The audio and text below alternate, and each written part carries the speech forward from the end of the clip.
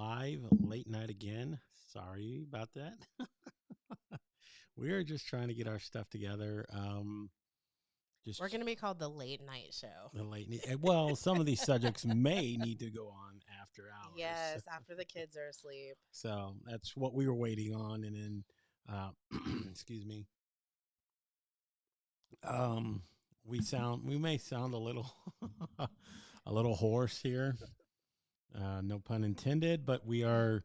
Um, my throat has been a little bit scratchy all day, so we're just gonna work through it and see how it goes today. So today we're going to be talking, or this evening. Let's phrase it. I'm so used to saying today. This evening we're going to be talking about a pretty interesting subject that my lovely partner here kind of showed me, and she actually wrote a post on our Facebook page. So if you're not following us yet on Facebook, you can see there down in the scroll. You can follow us over on our Facebook at Unwrap Love on our Facebook, and then you can also reach out and join our new group there, our Love Talk group. We will discuss that a little bit more as we go along. But the subject for this evening is called trauma bonding. So I know now it might seem a little misleading at the beginning of how that sounds, but there's a little bit more to it. So I'll reach in and excuse me, I'll reach over to my partner here and let her explain a little bit more about what trauma bonding is and kind of what just a little brief explanation so people will get a little bit more familiar with the term because there's probably not a lot of people out there that knows actually what trauma bonding is. Yeah, I actually asked my daughter, if she knew what trauma bonding was because we were going to be going live tonight about it. And she was like, oh, yeah, that's how me and my boyfriend are. I was like, no, honey, that's not trauma bonding. She's like, oh, it's not where you bond together because something traumatic happened in your life in your past, and then that's how you bonded. And said, no, that's not how it is. So trauma bonding is actually a very unhealthy emotional attachment that someone could have that develops between an abuser and a victim. Usually, where the abuser can cause the victim, maybe it's just emotional harm, it could be physical, and or it could be also sexual harm. So there are stages that a person goes through to get to that point. But basically, in a relationship where you are the victim of trauma bonding, you are experiencing a combination of large amounts of affection, love, and then maybe some pulling back of that. And then it could even lead into extreme abuse. And then it's these repeated cycles. So these episodes of affection, they serve as a positive reinforcement. So that's how the person gets kind of sucked into it, is because when they go back and they apologize and they're all lovey-dovey and they start doing all these kind things to you again, then you start thinking, oh, they're changed, they're back to normal, like everything's great. And then you get positively reinforced that this is an okay person. He really does love me, or she really does love me. And so you get into that, well, maybe it's worth it to stay in this relationship because they care about me. But then they go back into that repeated cycle of abuse. And then at that point, you could develop fear. So the fear part sets in where you start to become afraid to leave. So you have the affection, the love, and then the abuse, and then which can lead into fear. And so it's this repeated cycle that just kind of goes in circles. So we're going to go a little bit more in depth of what the seven stages of trauma bonding is. And when I first heard it explained, though, I had to ask the question. I said, isn't that codependency? So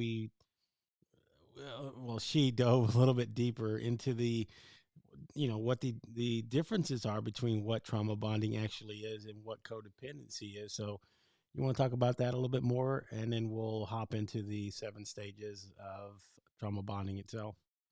Okay, so with codependency, It's basically it's you could be codependent in a trauma bonding situation, but with codependency, you feel needed. So you feel like that person can't live without you. They might have a drug addiction, or uh, they're an alcoholic. They've got something wrong with them. And you feel like you're their savior. You're there to help them not die. You're there to help them get through it. But you don't always change them. Like, you get stuck in this situation, but you feel like you're still needed. So that they nobody else is going to put up with them but you. So you get stuck in this situation with someone who might be facing addiction problems, or, like I said, an alcoholic, or anything like that. It doesn't always involve abuse, but sometimes it can. So sometimes the alcoholic is also abusive. And so then you find yourself in not just codependent, but then you're also trauma bonded as well. So it's even harder to get out of a relationship like that. Mm.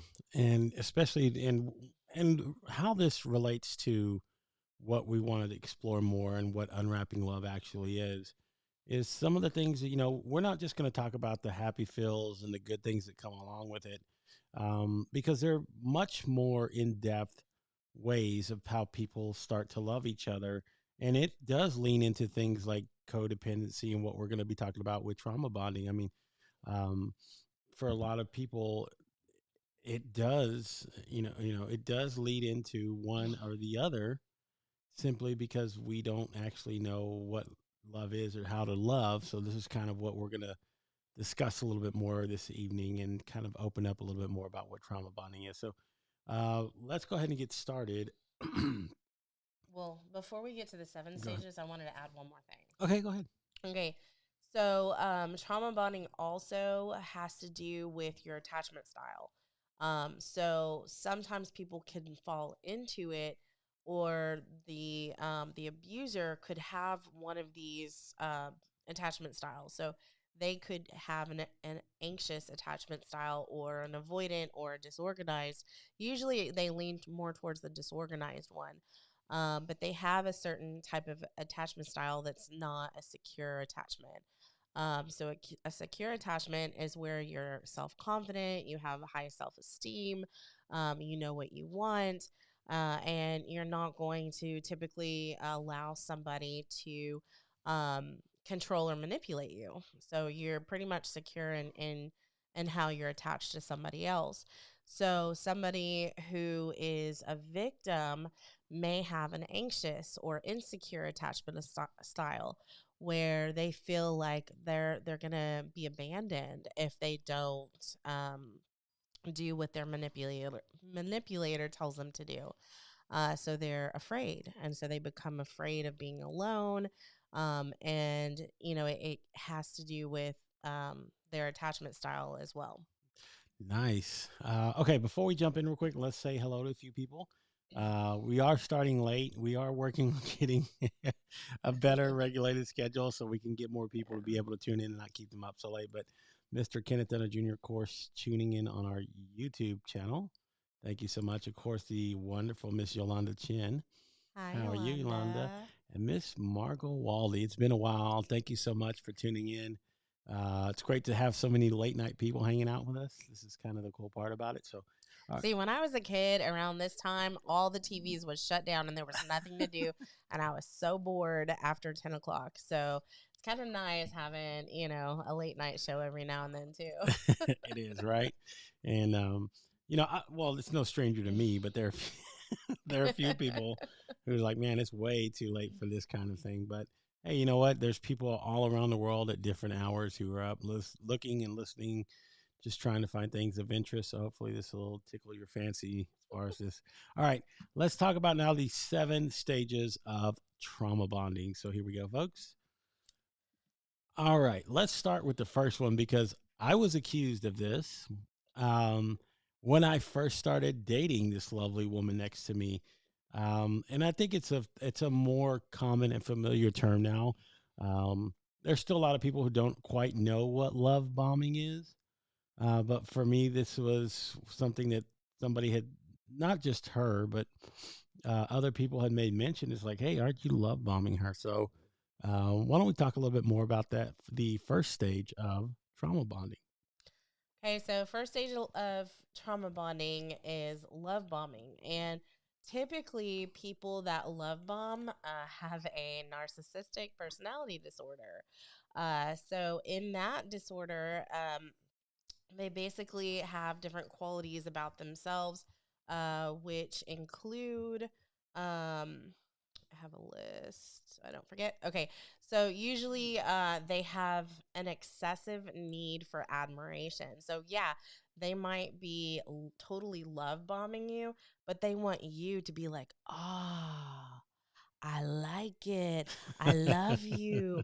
Oh, thank you so much for doing that for me. They want to be admired for the book they gave you or the flowers they gave you. They're seeking some type of admiration for what they're doing for you. So, and that love bombing, and I was love bombed not by Gabe. I don't think that was I love don't know. bombing. No. But I was love bombed in a relationship that I had to cut off after 2 months. But on day one, he got me this journal. And my brother thought it was creepy because he said it like, did he skin a person to make it? Because it was made out of leather. And so I brought it home and it was like, no, he's a creep. Yvette, do not talk to him. And I was like, why? It was so nice of him to get me a journal and it's pretty and has heart on it. And so, I was defending him and I was like, no. And so I did tell him, I was like, yeah, my brother thinks that you cut up a human to make this for me. And so he goes, no, that's gross. Why would he even say that? He's like, the reason I got it for you is because you mentioned that you like to journal. And so I thought, I didn't want to do the typical flowers on the first date. I wanted to do something special for you. So that's why I got it. He was like, no, tell him there's no way I would ever do that. And so he kind of got a little defensive about it because, he wanted to be admired. He wanted me to be like, oh, I love this journal. Like he did not. And then he kept asking me, did you show it to anybody? What are your students saying? Because he knew I was a teacher. He's like, did you tell your students that I got you this journal? And he just kept bringing it up and talking about it. And it was like he wanted me to just keep complimenting him that he got me this journal. And then for Mother's Day, he got me this mom plaque, and he just, was so proud of the thing that he made. He had it made and gave it to me. And I think he gave me one other thing. But he kept on like towards after the 2 months, he was like, well, I gave you all these things. And he was throwing it in my face that he had got me these things when I was trying to end the relationship. But he didn't do it to just give. And that's the thing about love is you don't do it with strings attached to it. When Nope. you love somebody and you're giving something to someone, you don't care if you get any kind of reciprocation back. You do it from your heart, and that's definitely not what a love bomber does. True love bombing is where they will give you something, but they are seeking some kind of validation, or they're seeking admiration for it. Another quality of a narcissist is to disregard other people's feelings. They also have an inability to handle any type of criticism. So when I pointed to this guy I dated, I pointed out his flaws and what he was doing and how I just didn't want to stay in the relationship. And he started coming up with all these reasons and excuses and, saying all this stuff. And I was like, I really don't want to talk to you anymore. And so I stopped talking to him. Then he came to my door, like left me a card with a gift card. He was calling me, like he was doing everything he could to try to get me to get back into that relationship. Um, and I told him, I said, you have narcissistic tendencies. I didn't straight up call him a narcissist, but I was like, you have tendencies of being one. Yeah. Um, and then they also have a sense of entitlement. Ooh, Um, yeah, that's a big that's a big one that comes with anybody. If you know any, you probably have one in your circle. You know somebody who's a narcissist, and maybe you're not so quick to point it out, but you know 'em when you spot them, and that's one of the big ones that can almost be the first telltale sign. Yes. So part of the love bombing, yeah, it typically narcissists like to do this. Not that they won't, they'll probably be in denial that they're doing it. They might rationalize why they're doing it, but they're never going to, admit a lot of times what they're doing. But this is the honeymoon period. This is when you're showered with extreme displays of affection and you're made to feel like they're your soulmate. And so they just throw all that out there and the love bombing. Yeah, and let me just quickly interject something here. There's a difference between uh, love bombing and being like a hopeless romantic. That's what I classify myself as. I am somebody who, yes, I love the idea of love, and yes, I will tell you. Look, I was very open with my emotions. I would do a lot of things, and you guys have known if you've watched the show and you've ever watched me. I was a very open book, and I'm just that way with everybody, not just what you guys see. It's just how I am as a person. So when I would share things, or when I would do things, or when I want, it is simply coming from a place of caring and wanting to give, not so much of saying, oh wow, look at me. I never asked or never required attention back. If I got it, it's nice. It's a great part. It's a great part of it, I'm going to tell you, but it's not what I was seeking. Hmm. So, I mean, for me, I would say myself as just saying I was such a hopeless romantic, and I really felt a lot of feelings for her. So, yeah, I was very open in expressing them and saying the things that I was. To me, I thought that was a breath of fresh air, in as far as like communicating how you feel with somebody, just being truthful. So yeah, it might have seemed like that, and for a lot of people, they probably got that impression, but it never was what I was intending to do. And as long as she knew the difference and then where I was coming from, that's all And that mattered. yeah, and that's the thing is you have to, especially to if you're secure in your attachments to people, you can also fall deeply for someone who expresses their love like Gabe did in the beginning. Now, if it felt any way uncomfortable, then the person that has a secure attachment needs to let the person know, like, hey, you're coming on too strong. Can you kind of, pull back a little bit? And if the person that's true in saying these love words is truly a romantic, they're going to be like, oh, okay, sure, no problem. I'm sorry for coming on too strong. I'll pull back a little bit. And they'll be willing to take the time to get to know you before they express deeper feelings of love. Now, if the person becomes defensive and gets mad about it, that's dysfunctional love bombing. And so that person is probably going to be somebody that it could lead into trauma bonding. So, So that's a red flag. so we got a question here from, of course, the wonderful Miss Yolanda Chin, tuning in of our YouTube channel. She's asking, what is the difference between love bombing and being overly excited about being in love? Interesting. Yeah, that's a very good question.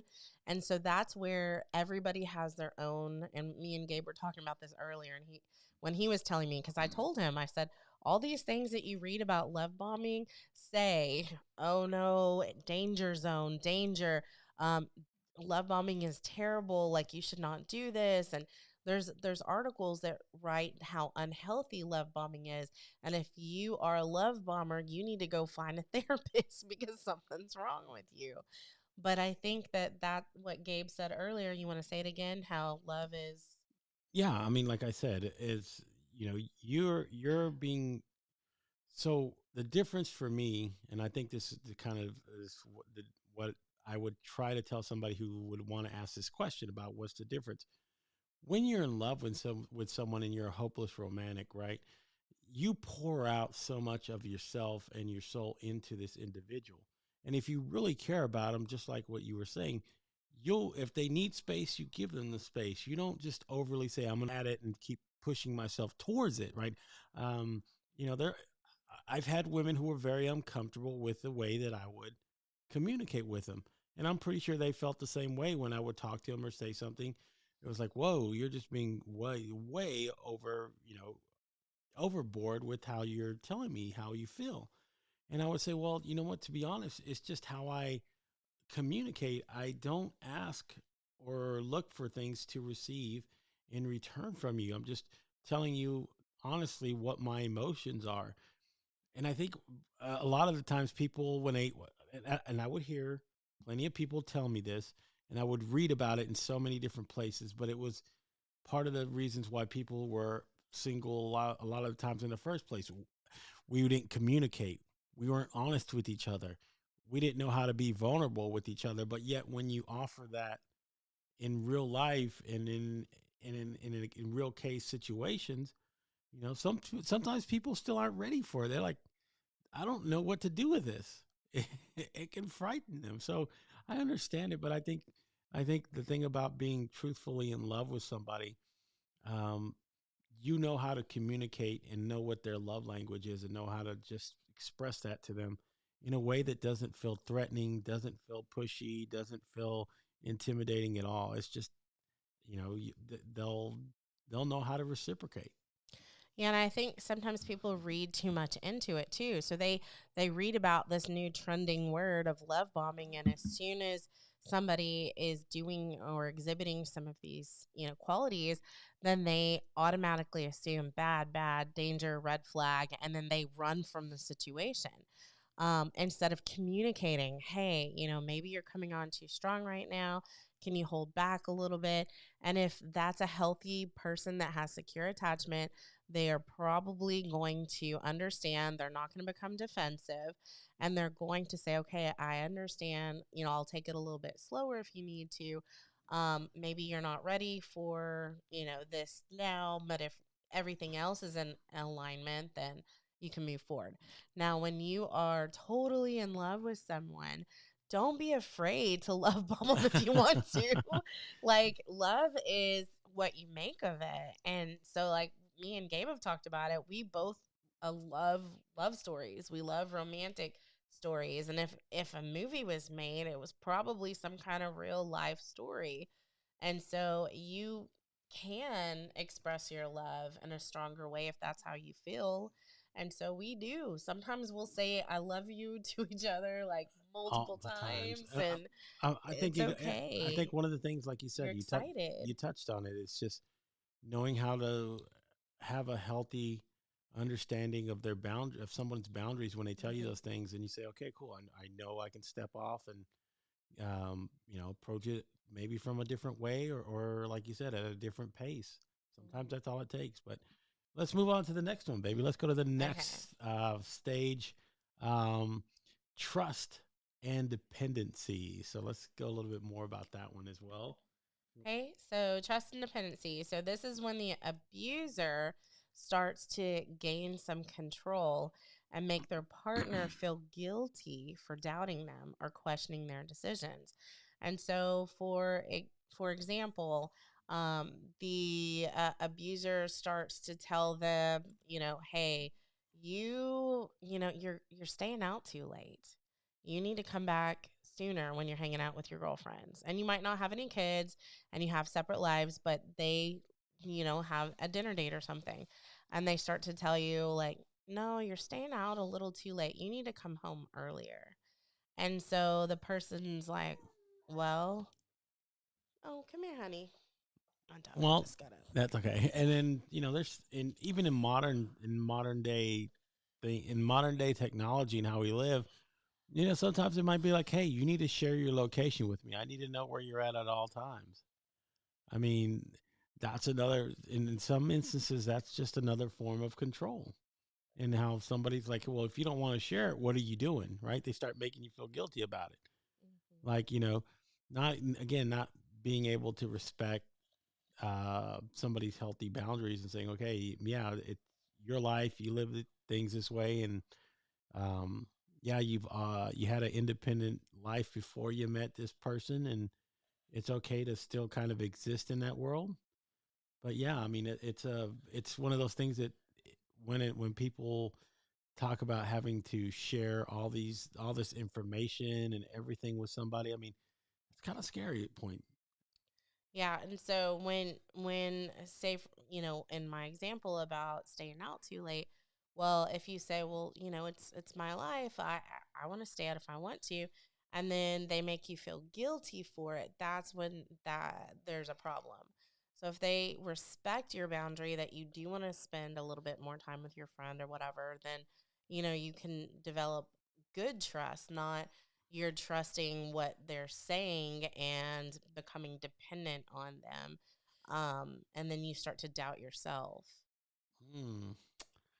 Man, you think about just how many situations have you probably found yourself in, um, and what's kind of cool is that some of these things go beyond just love.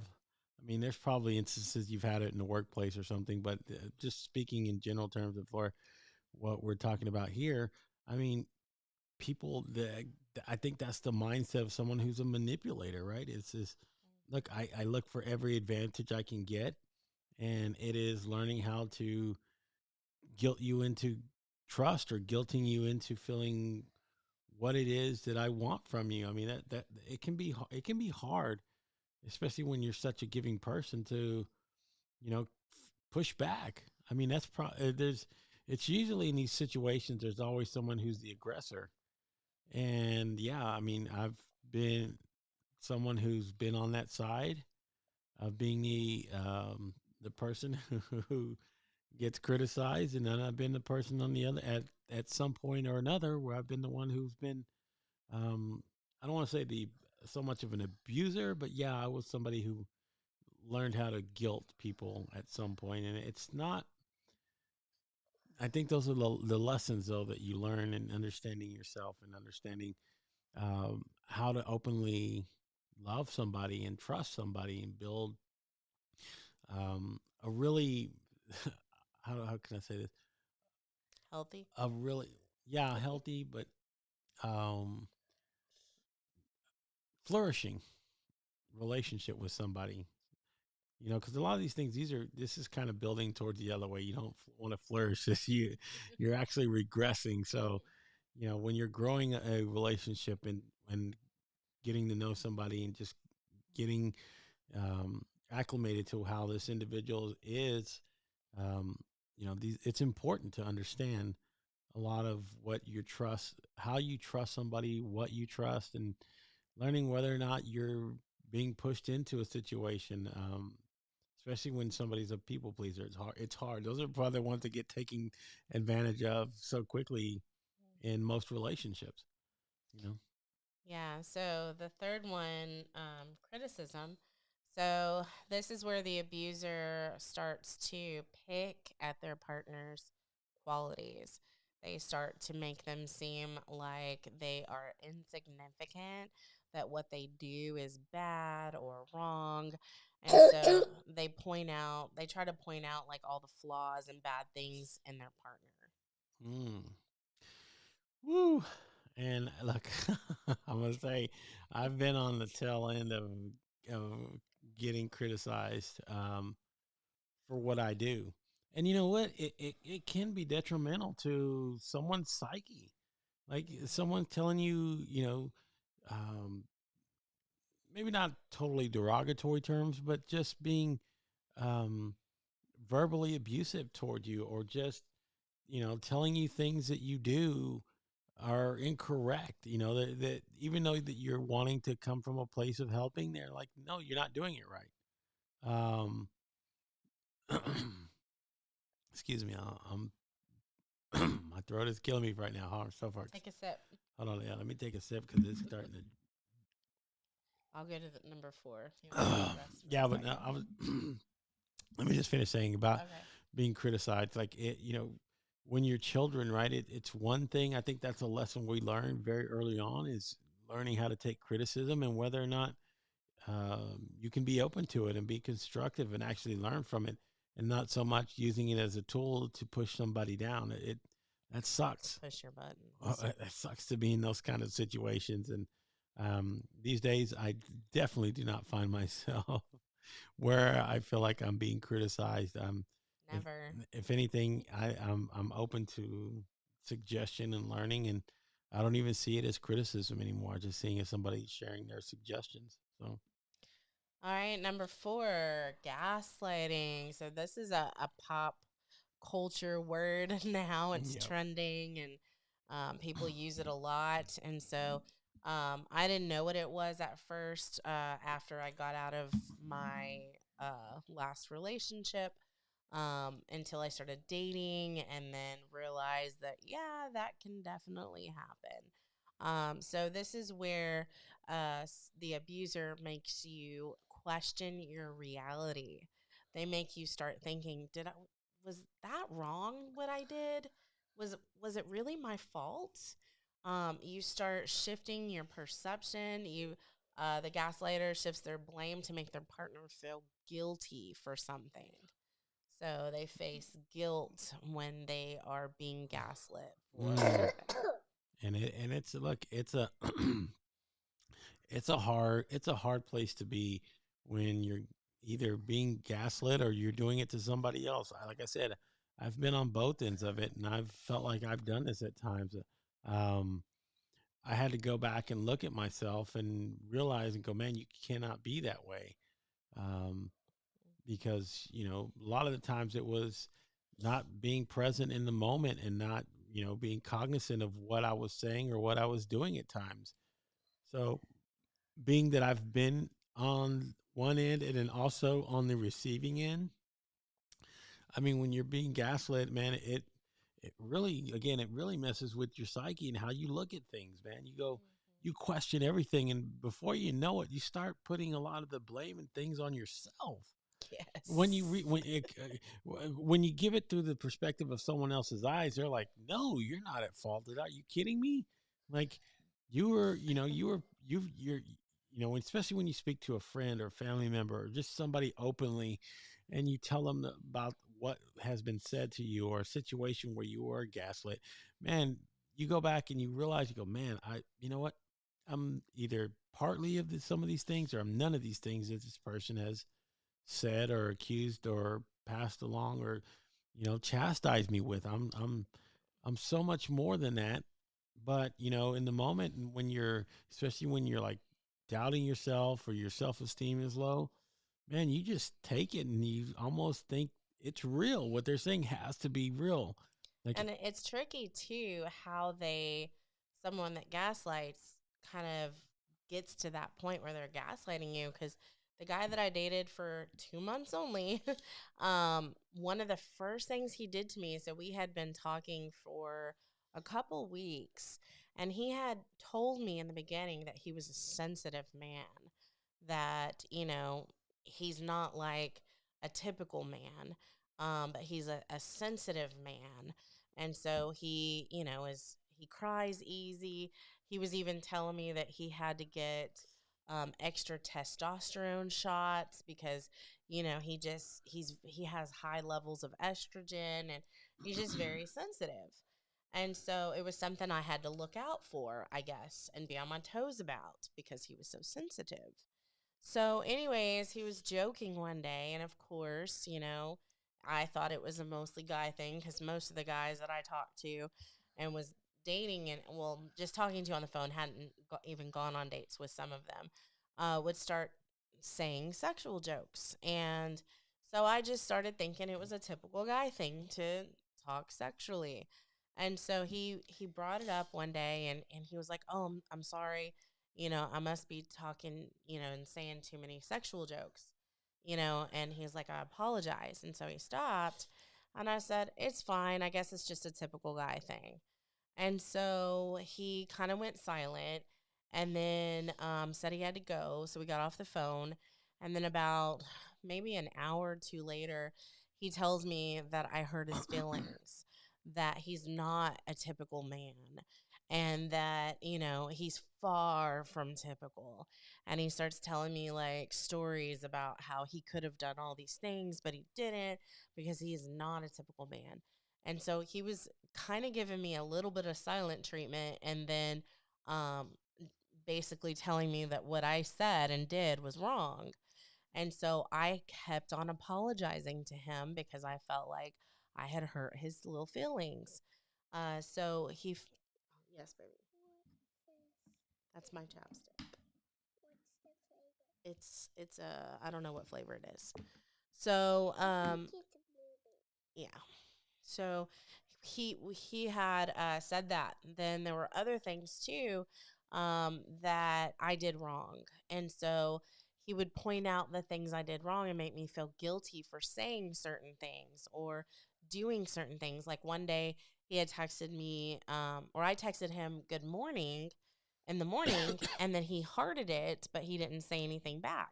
So I got busy at work, and he never texted me all day long. And I just felt like, well, I'm busy at work. He's probably busy. So I didn't say anything. And I was planning on texting him after I got out of work. And, and so I get off work, and then all of a sudden I get this nasty message from him saying, how dare I act like his ex girlfriend and not text him all day long, and that I was playing games with him. And he was like saying all these things that, and just saying, I had all this work to do all day long. You could have at least texted me. And I was like, I'm so sorry. I said, let's talk on the phone, not on a text message about this, like miscommunication or something. So I tried calling him, and he won't answer the phone. I call and I call. He doesn't answer. I text him. I'm like, will you call me? He won't answer my text messages. He won't answer the phone. I call again, and then he finally texts me saying, I'm so sorry. I'm busy right now at work. I'm on a work call. And so finally, I think he calls me back and we talk about it. And I tell him, like, no, I wasn't trying to play games with you. I'm not a freaking kid. You could have easily texted me, I'm sorry you were busy. You could have sent a couple words or something. And so he just tried to make it like it was all my fault. And then he does it again it was like a couple days later. I wasn't texting fast enough. And so he's like, you're home, it's the summer break. You should be able to text me faster than this. And he's like, you're not texting me fast enough. And, something's going on. What are you doing? Uh huh. Yeah, You need so tissue? that's oh, um, and then being in some of those situations, myself, and being in the dating world and just learning what that is, um, being told by somebody, um, just all the bad qualities about yourself, right? And all the things that you're like, man, seriously, this is not what this is not what I wanted to sign up for. This is not what I was No. looking for, right? When somebody starts pointing out all these things, your inadequacies, and you're like, okay, like if I didn't know that already, I don't need you to go ahead and start telling me just to reiterate it. Like I have more self-esteem for myself. So, that's it's hard though. It's hard though when you're out in the dating world and you're starting to learn and get to know somebody and knowing the difference between gaslighting and just someone openly sharing their thoughts. I mean, there's a difference, um, and most people there again. It's a fine line of knowing the difference of both. Like I told somebody one time that I was dating this woman I was dating. That I didn't like the fact that she drank all the time, and she's like, "Oh my God, I feel offended." And I go, well, why are you so offended at what I had to say? I mean, I've been open the whole time and let you say what it is that you wanted to say.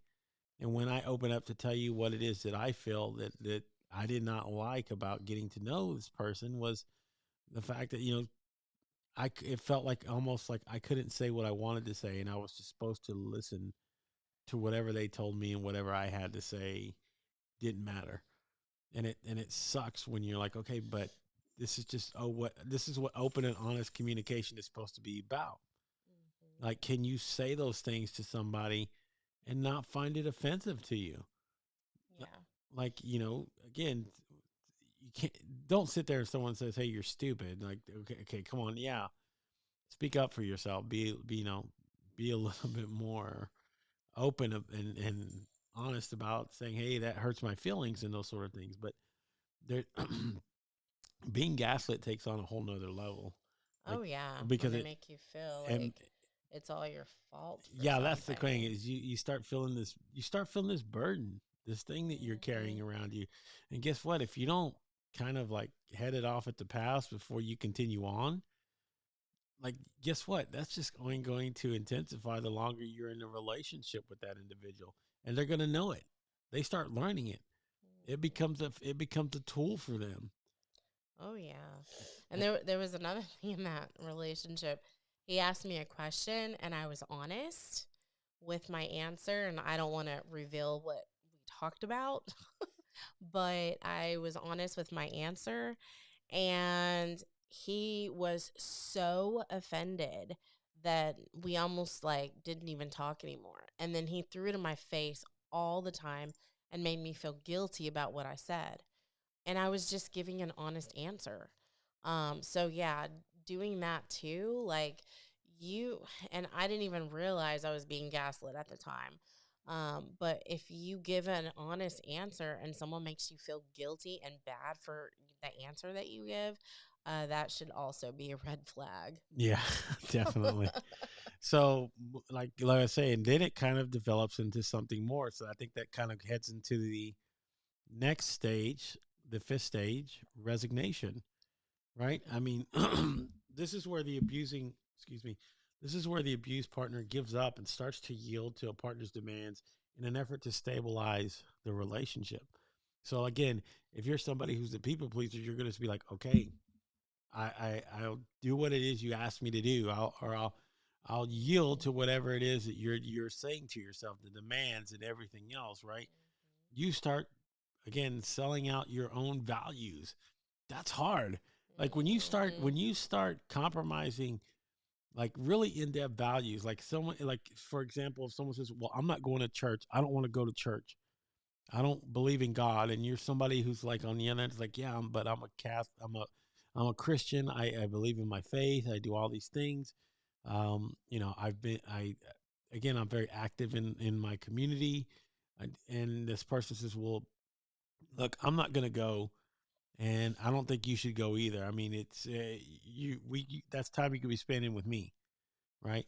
Is for some people, it becomes a selling point. And they're like, "Yeah, okay, you know what? Maybe you're right. Maybe I need to spend more time with you, and let me give up the things that were big value to me in my faith and all this other stuff." I mean, it happens. Oh yeah, it does. It happens where people like, you know, and sometimes it carries on even further where again, say a wife might ask their husband, "Go to church with me, go to church with me," and they're like, "I don't go. I watch football on Sundays, or I do all these other. That's the days that I get to rest." Or it's a big one. I see families all the time, and I see couples all the time where the guy's in church, and I mean the woman's in church, and the guy's at home. It's like, "Where's your husband?" "Well, he's at home," and they'll say things like he watches it online, or whatever it is, and to me, that's like, man, you again, you've compromised. That was a big thing for me. Is like I need somebody who's going to want to actively do this with me and be a part of it. To me, that's almost like saying we sleep in separate bed. We're married, but we sleep in separate bedrooms because it's just easier. Like, come on, you're really selling out the sanctity of your bedroom and being together and in the moments of intimacy that you can share. There's just so much when you do again compromise your values and just give up to whatever one person wants. It's a very very hard way to live, especially when deep down you still feel those feelings and still have those beliefs. And some people do that in relationships and it's not trauma bonding. So, trauma bonding is where there's abuse in the relationship. So, with resignation, sometimes people just give up in a relationship and there may not be any type of abuse, but they just give in to their partner. And so, that can be separate from trauma bonding. But part of trauma bonding, that's also one of the signs of it or the stages of it would be resignation, just allowing their partner to have their way and manipulate you, and you give up just to hope that the relationship can be stable and there can be some peace in the relationship. Mm. And that's asking a lot, man. I'm telling you, like if you've ever compromised something or felt like this person was just so demanding, and yet you're so connected to them. You quote unquote love them. You love them enough to sell yourself out and be like, okay, this is what they want. I don't, I don't want to lose them. I don't want them to, I don't want them to continue on and chastise me for everything. So it's just easier for me to just give in and do whatever is asked of me, like to not even put up any kind of fight. And man, I sympathize for people who find themselves sometimes in these situations. I know I've been there. I've Yeah. been, I've been there, done that, got the T-shirt. Well, I was like, okay, if this is what we're gonna do, then I guess we'll just do it. I mean, that's all I can do at this point, because you find yourself sometimes so invested in everything.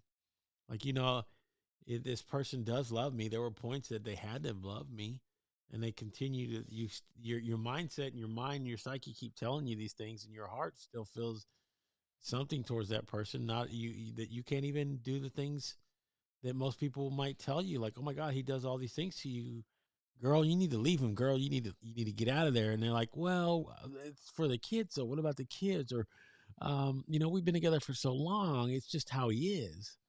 Like, man, that You've grown to accept it. exactly. And then on 6, you lose yourself. So the abused partner loses a sense of their own identity, their own personal boundaries. Often they isolate themselves away from friends and family, and their confidence and their self esteem are chipped away. So I've been in a physically abusive relationship. It was my first real relationship. And when I was in that one, all of these, like, I could never explain to somebody how I, got to be in that type of relationship, or what kept me compelled to keep going back for more, because he was physically abusive. But I lost myself. I lost who I was. I was no longer taking pictures. I wasn't in college anymore. I, didn't even know who I was. I lost who I was completely. And that can happen in trauma bonding. And I didn't even know what these words were before we even did this, before I made the post. I had to research it because I had heard it, but I didn't know exactly what it was. So I wanted to know more. But I know that's, you want me to rub it for you? So, I realized after reading all of this that that's exactly how I was stuck in that relationship. All of these things led that up to the seventh one, which is the emotional addiction. The pattern of conflict and love bombing becomes so habitual that the abused person becomes numb to the abuse and has no thoughts of leaving. So I remember one day when I was in this relationship, my one of my friends from high school came to see me, and I had already isolated myself away from everybody. No, because you're sick. And so one of my friends came to visit me, and I had isolated myself from everybody. So I was in shock that a friend actually came to talk to me. And so she came and she was like, oh my gosh, I haven't seen you, and, just checking in with you. And she could tell something was wrong. And she said, you know what? Why don't you move in with me? She goes, you can go back to school. You know, we won't even charge you any rent. My parents won't charge you any rent. You can get out of this situation. And I was like thinking about it. And I thought, okay, maybe I can do this. And she goes, come on, just get your stuff together and you can leave. And, just get in your car, come to my house. I knew where she lived. And she's like, you can get out of this. And so she left, and I thought about it, and I was like, maybe that's where I need to go. Maybe I need to go back to school. Maybe I need, a safe haven. Maybe I need a friend. I need, this. I knew it was deep down, it was unhealthy to be in this relationship, but it was so hard to get away from it and to walk away. And so I thought about it. I walked into my closet. I started to tug on my clothes, to pull them off the hangers. And I was almost ready to start making that decision when I heard the front door open and he came back. And when he walked in, it was like I was just in love again with him. And I couldn't see myself leaving him. And I also felt trapped and I felt fear. And he used to tell me that he would blow up my mom's house if I ever left him. He also told me that he would kill himself if I ever left him. He would say these things to put fear into my mind as well, which is a huge amount of control. But it was a really hard emotional addiction that I had towards him. Even when I wasn't around him, at times when we would separate for a little bit and I would see him, it was like I would shake and I knew that I had to be with him again. Mm. And man, there's just so much to there's so much to unpack when you're talking about loss of self, right? You lose your identity. You've pretty much taken on you've pretty much taken on by osmosis who the just how this person is as part of who you are. You are no longer defined as an individual. You're defined by what this person has defined you as. So, when you get in a relationship and you find yourself like just wondering, thinking and saying, okay, you know, who am I or where am I at in life? Right. You've had so many of the first 5 steps in your life happen to you that you just don't even know how to ask that question anymore. And you just, again, you leave yourself to that point and said, okay, I'm just here. This is part of my life now. This is everything. This is my life. Like, there are people that give that give up whole chunks of their life to individuals that are they didn't know it, realize it back then because probably the terminology wasn't around, but we're trauma bonded and it's just staying in a relationship because this is all they knew. That's the scary part. It's like when you get institutionalized in a prison. Like it's all you know. So anything outside of this relationship scares you. Like, could you imagine being in a relationship for 20 something plus years and living this way and saying people tell you there's a big open grand world out there. You can be free in it, but yet, you know, you're just so afraid to take that step outside. The door could be open. And you're like, you just freeze. Mhm. You freeze. You don't even know what to do. You're like, it's like the cat that always tries to escape. It spends so much time trying to worry about how to escape that once it gets outside, it doesn't even know what to do. Like I Yeah. don't know what to do. I don't know. And it's scary to think that it goes, I'm free, but what do I do? Yeah, I had at a job that I had. Okay. A job that I had. Oh, your legs. Okay. Everything on her hurts. I have to rub. So I was working at a job and my coworkers knew I was being abused. Like they could tell. I think he would leave marks sometimes. And then he always drove my car. So he would take me, and it was my car. He would take me to work and then he would leave in my car and be out doing whatever. He didn't have a job. He'd be out doing whatever he wanted all day long, and then he would come back and pick me up. And I remember one day I was out on my break, and there was a lady that was talking to me, and she told me that she had been in an abusive relationship for over 20 years, and it took her forever to finally get out of it. And she was like, "You're young. You need to get out of this now. You need to get out now." So the only thing that saved me was getting pregnant. That was what saved me. So that was that changed my life because I knew I could put up with it, but I was never going to allow that to be around my child. But what's scary is that some people never leave even after I finding know. out, right? And they Yeah. and the Even abuser when they get starts pregnant. then the abuser starts learning that that's another tool for them to just keep you close by. It's like now it's an extension. It's not just a singular entity. There's two things that now I can just talk about, whether it's beating the kid or maybe whatever. The parent will do anything, will sell themselves out at that point to protect the child, and again, part of it is they know that, so they know you're not going to leave that child. So guess what? They're going to use it again as a tool against you. They And use money, they use kids, they use anything to coerce you. And it becomes a huge challenge to lose. I mean, even a movie that, and I'm sure most of people have seen before, Enough, with Jennifer Jennifer Lowe. Lopez. Yeah, J Lo. Um, Definitely trauma bonding. Definitely. And when she had enough, she had enough. But it's hard, especially when you're married, to get out of that situation. And it becomes more challenging, especially if they're holding money or kids over your head. Yeah, and that's again, that's the hard part about um, when you start looking at, your own life, and you start realizing that you have now this complete weight and burden upon you.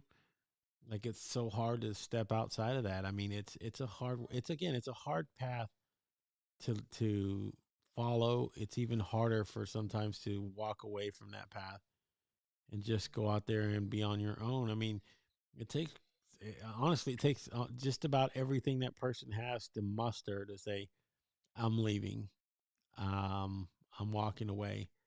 And I guarantee you, there's a freedom once they do. But I guess we can go into the last stage, maybe, of emotional I already did. addiction. Okay.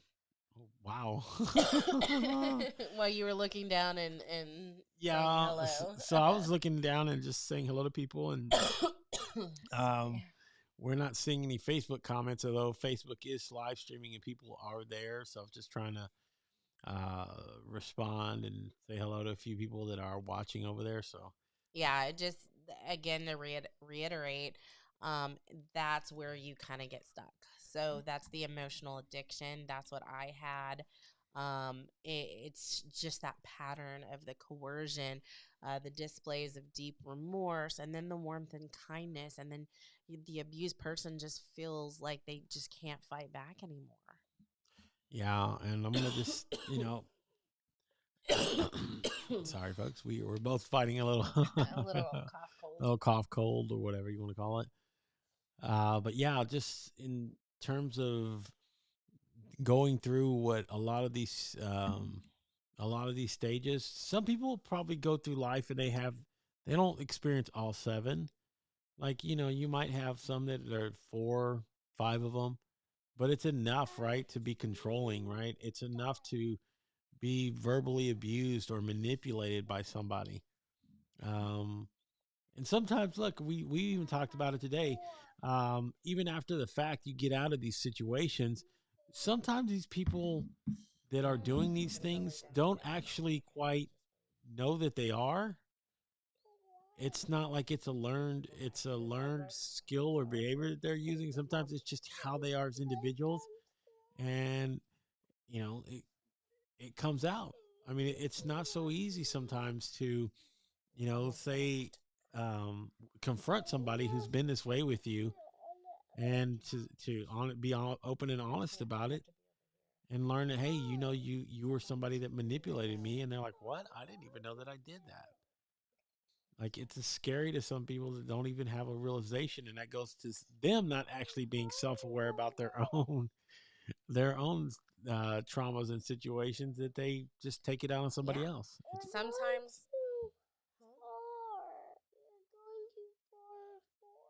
Okay, well, I have to talk in the microphone. That's why I have to go forward. Sometimes the abuser does not know that they are manipulative. Uh, so they don't understand and they don't know. They don't know that they have that capacity to be able to manipulate that way or to have that much power. They don't even realize how much power they have or what they're doing. And I know this because I actually confronted my abuser 20 years later. So 20 years later, confronted them, and we've had conversations about it. He's actually a totally different person today. And he's in my life. He's met Gabe. So we all went out to eat. Um, we've hung out before. He's finally got a chance to meet his daughter.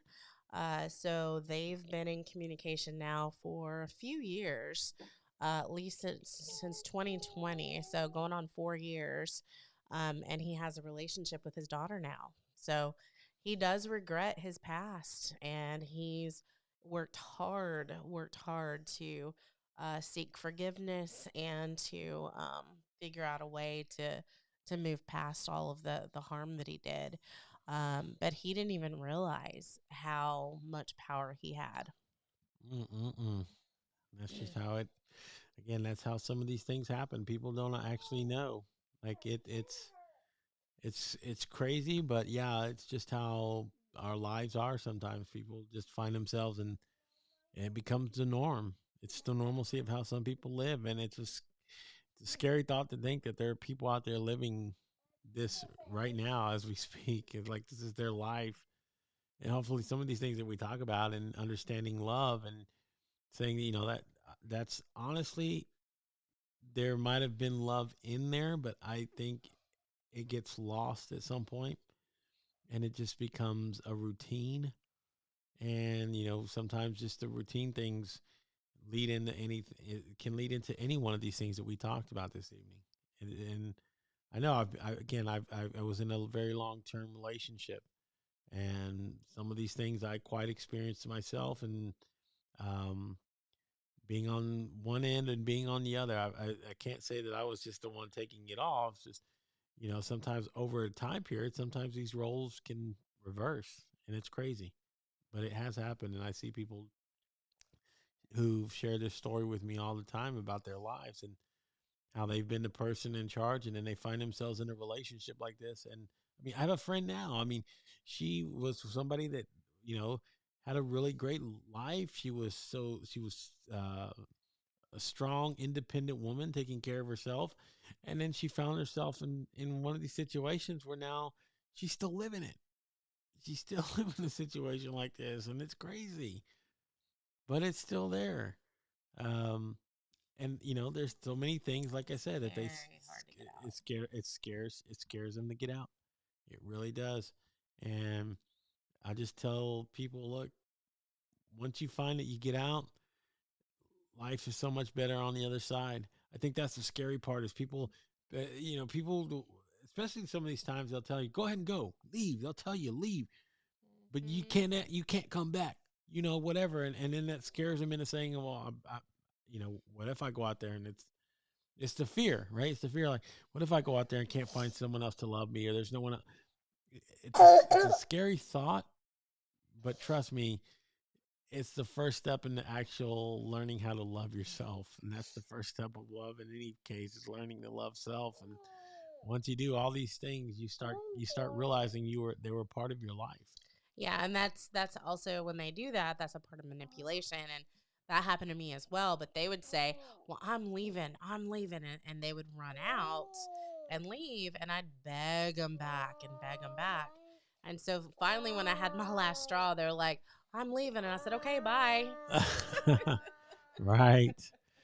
All right. Well, I guess we can start wrapping up everything here. Talk about Melissa. We do have a few things that we want to talk about. So this Saturday, we will be doing a audio. So, excuse me, we will be doing an audio event with our good friend Miss Melissa Houston. We will be doing her coffee chat.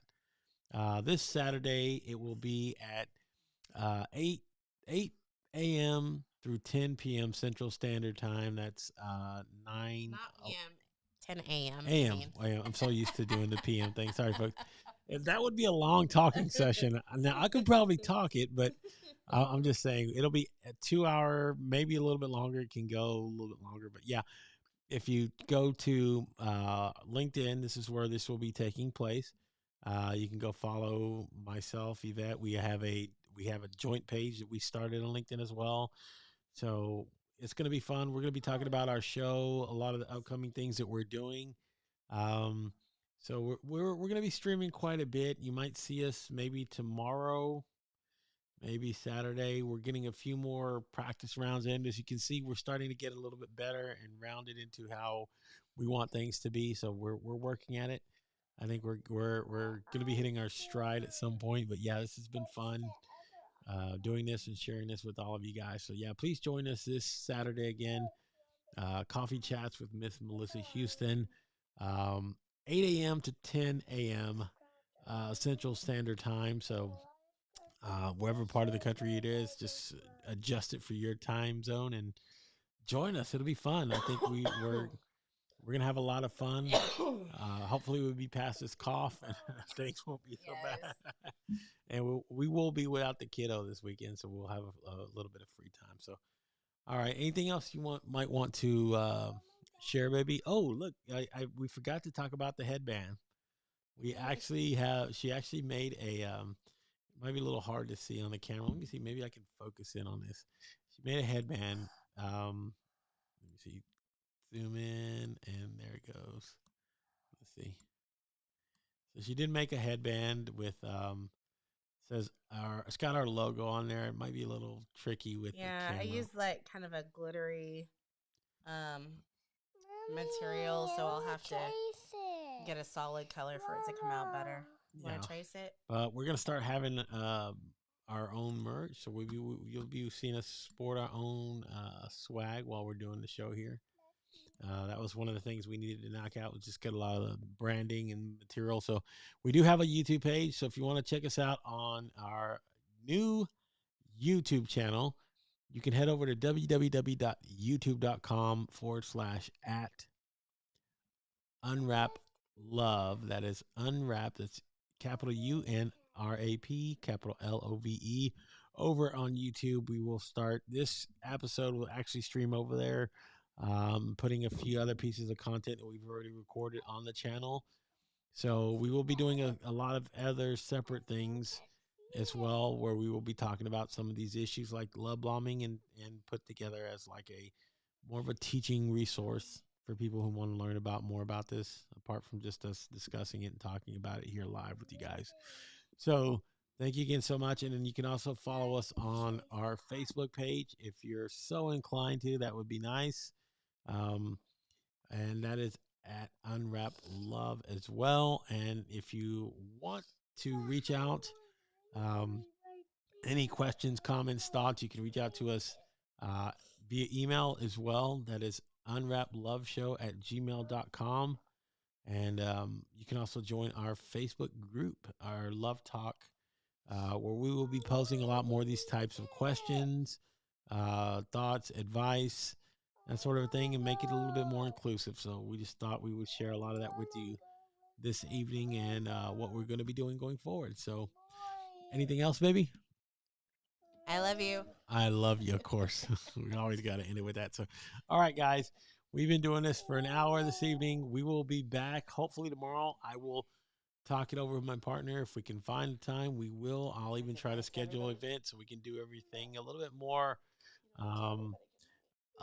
aligned with being able to invite people and just instead of just showing up. So we're going to try to do this a little bit more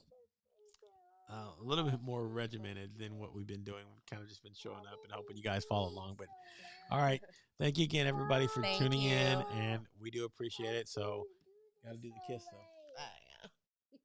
All right, love you guys, love everybody. Remember, live, love, and serve like no one else, and you will change this world around Yolanda. you. Good night, Yolanda. Thank you so much. Bye, everybody.